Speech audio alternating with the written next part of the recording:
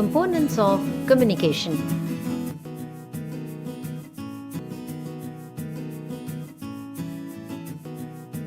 Now that we know what communication is and why it is important, let's move on to understanding how communication actually takes place. You may think, why waste time, since we all know how to communicate and have been doing it since birth.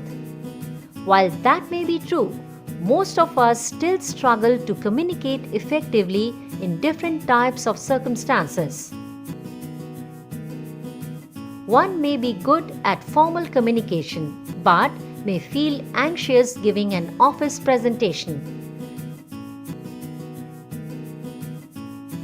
To learn how to communicate well in all situations takes time and effort. No wonder it is one of the most desired skills across all professions.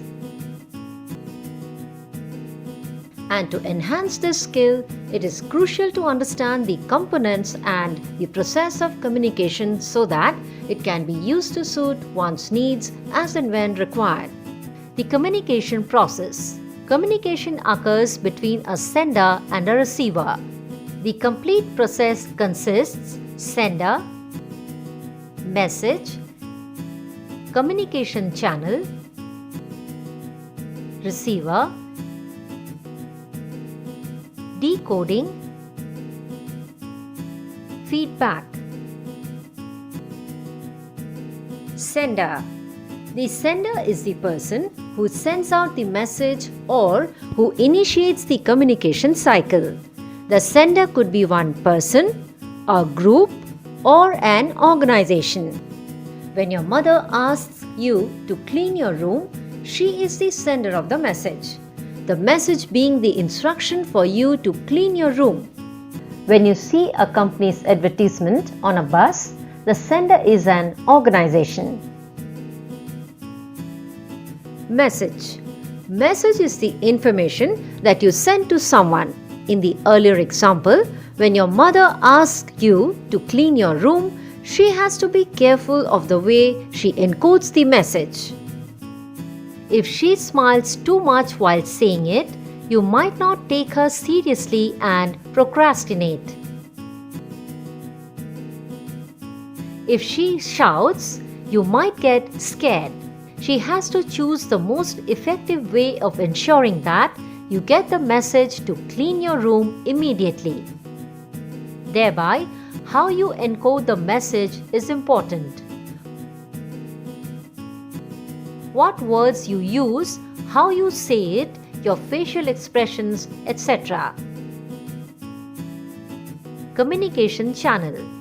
There are different ways for a message to travel between the source and the receiver, and this is called the channel. For example, think of your television.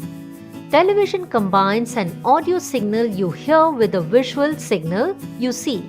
Together, they convey the message to the receiver or audience. Similarly, when you speak or write, you are using a channel to convey your message.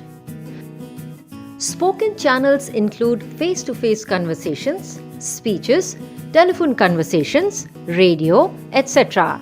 Written channels include letters, newspaper and magazine articles, blogs, email, text messages, tweets, etc. Receiver. As a receiver, you listen, see, touch, smell, or taste to receive a message and interpret the message from the source consciously or unconsciously. The person who is sending the message should make sure that the message is encoded properly and is sent through the medium which is suitable for the receiver. A sender cannot choose a voice call to talk to a person who is hard of hearing. Face-to-face or visual conversation works best in such a scenario. Decoding. After receiving the message, the receiver has to extract the meaning. In the earlier example, when you hear your mother sternly asking you to clean your room, you interpret the following.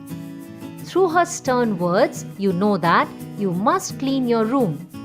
Through the tone of her voice, you understand that she will not be happy if you procrastinate or do not take her seriously. Through her body language, you understand that she expects you to start cleaning your room immediately. Feedback. Feedback is the process in which the receiver and the sender acknowledge that they understand each other correctly. Feedback is composed of messages the receiver sends back to the source. Feedback allows the receiver to seek information, express agreement or disagreement, etc. As the volume of feedback increases, the effectiveness of communication also increases. What the receiver would say as a response to the message received from the sender will also go through the process of encoding, messaging, choosing the right communication channel, and so on. This is known as the cycle of communication, and each cycle consists of the components we just learnt about. The receiver also uses the communication cycle to give feedback. Now that you have a fair idea of the components of communication, think about how you can tweak them for your communication with your friends, teachers, or fellow classmates, whether it is verbal, written, or non-verbal.